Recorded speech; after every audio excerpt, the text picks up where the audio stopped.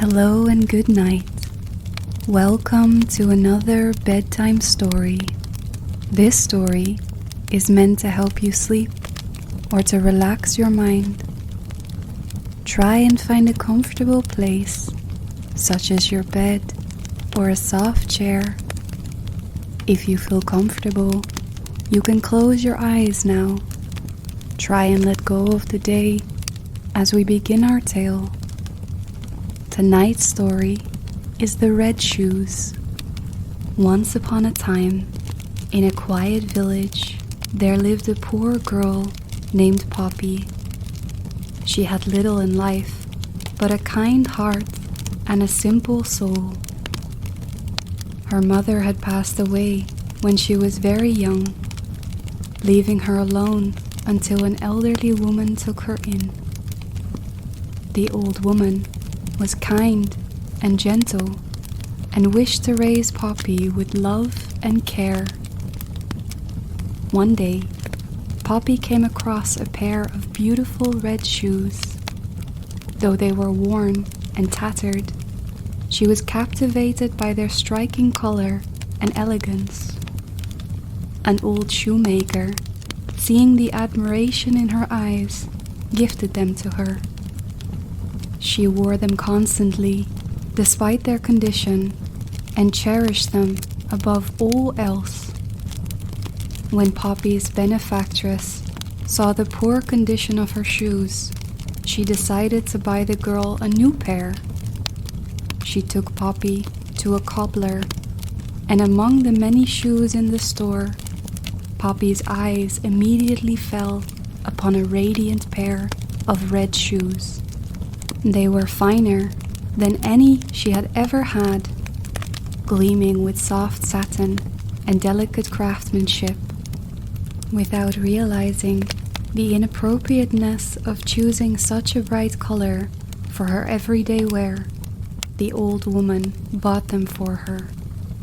Poppy was overjoyed.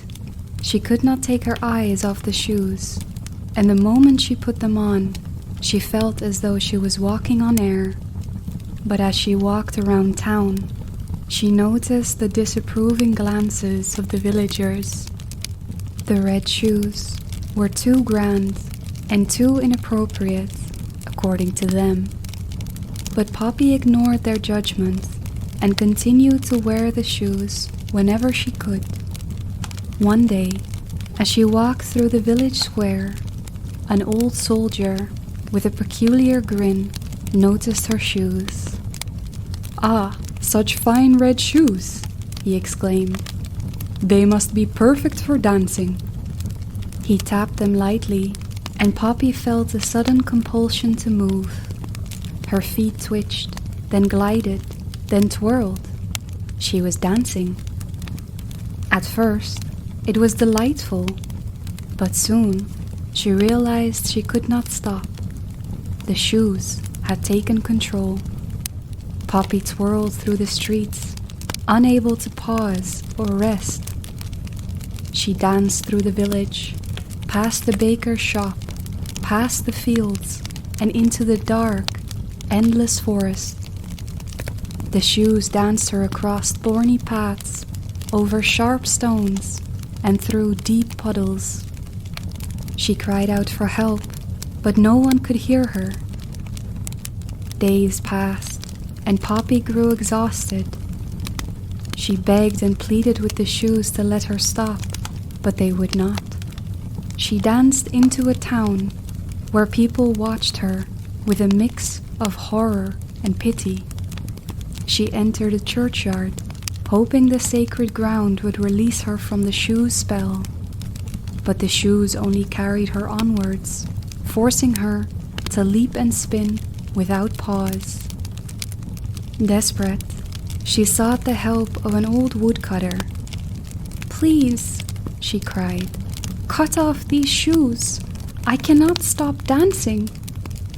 The woodcutter, filled with sorrow, took his heavy axe and severed the shoes from her feet. They continued to dance on their own, twirling down the road and disappearing into the distance. Now barefoot and wounded, Poppy felt humbled.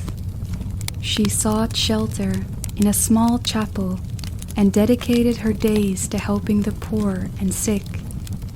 She also repented for her vanity and pride, vowing to live a life of humility and devotion. At first, her feet ached terribly and she could barely walk, but as time passed and as she devoted herself to kindness and prayer, her wounds slowly healed. Her steps, once controlled by vanity, became steady and strong through compassion and service. One day, as she knelt in prayer, she felt a warmth spread through her body. When she rose to her feet, she realized she could walk without pain. The burden of her past had lifted, and she was free at last. In the end, Poppy's heart was lighter than ever before. Though she had lost her shoes, she had found something far more precious: grace, forgiveness, and the joy of selflessness. And so, the rest of her days were spent in quiet contentment, free from the temptations that had once bound her.